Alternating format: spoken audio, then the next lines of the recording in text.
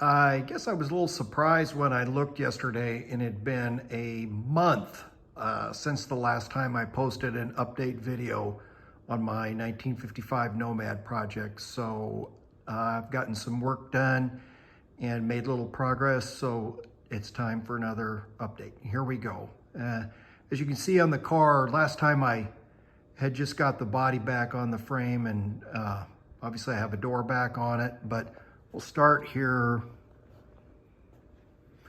on the front of the car.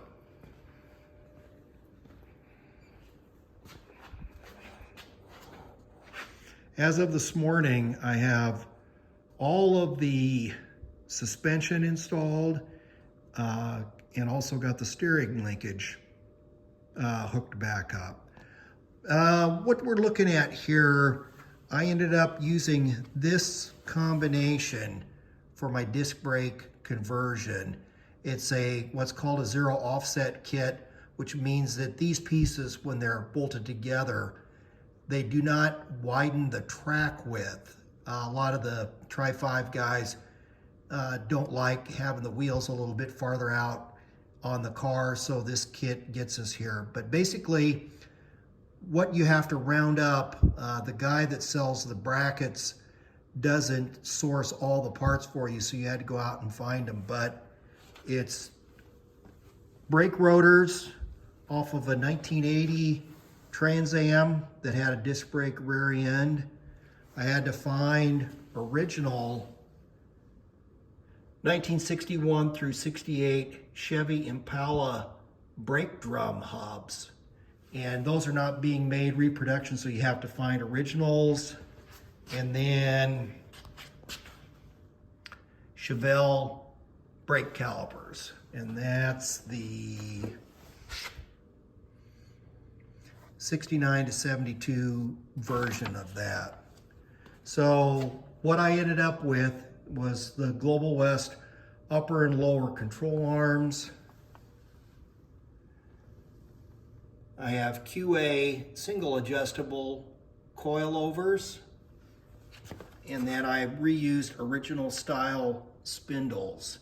Now, I had hoped to use my original spindles, but when I put stuff together, I discovered that the threads on the spindle shaft end were all chewed up, and then also the old roller bearings had worn a groove in the shaft, so those things were no bueno anymore. So I bought stock spindles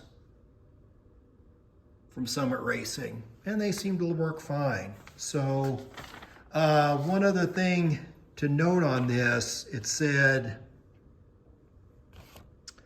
machine to fit inside rotors. I did not have to do that. My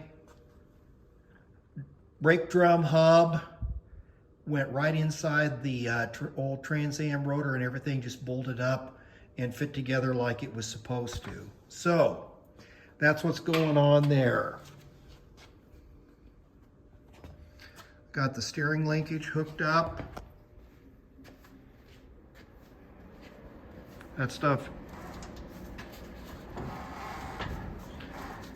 And then also, as you can see, my car has 15-inch wheels. Original 55 Nomads had 14-inch wheels, and some of the disc brake conversion kits won't fit or won't allow you to use the 14-inch wheels. So this combination of parts that put together works with 15-inch wheels, and everything seems to be working good. So that's the update on that. Moving on, you see I got both of the doors reinstalled. I did finally confirm what somebody had pointed out several months ago, was that these doors had skins put on them, and I believe that's to be correct and accurate now. When I got my hardware, This is how it came. Somebody just whacked a chunk out of a door and threw it in the pile. But the thing that I want to note, whoops, see that reinforcing plate that's on there?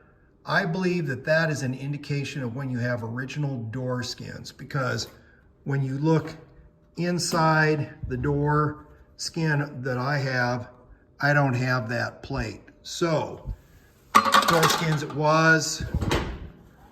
I haven't really done any adjusting, but the doors swing. They're not really, I don't have the latches adjusted right now, but those things are on there. Moving to the back of the car, got the tailgate back on it. I did install new retractors and retractor cables, which is a real treat trying to install those things.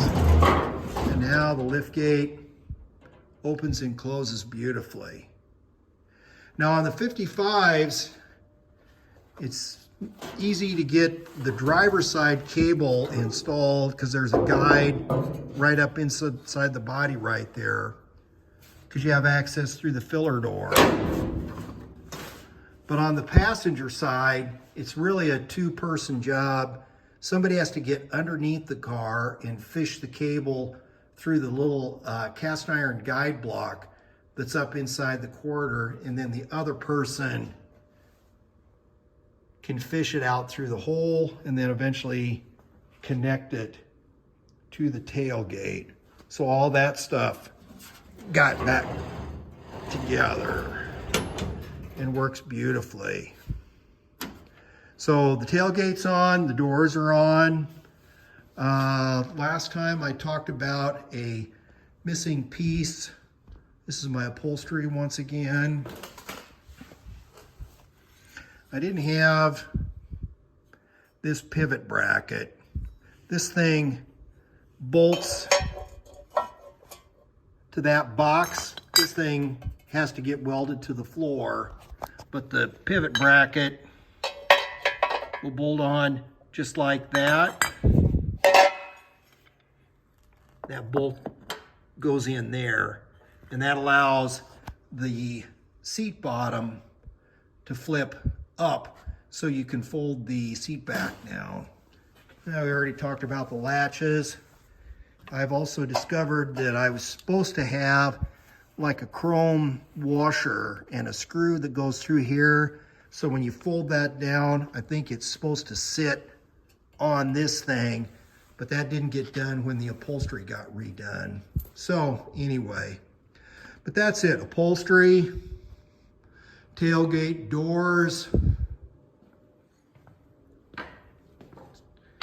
suspension and brakes and steering. So the next step will be to reinstall the hood and the rest of the front clip. So I am making progress, and probably in a week or so, it'll look like a complete car again, pretty much.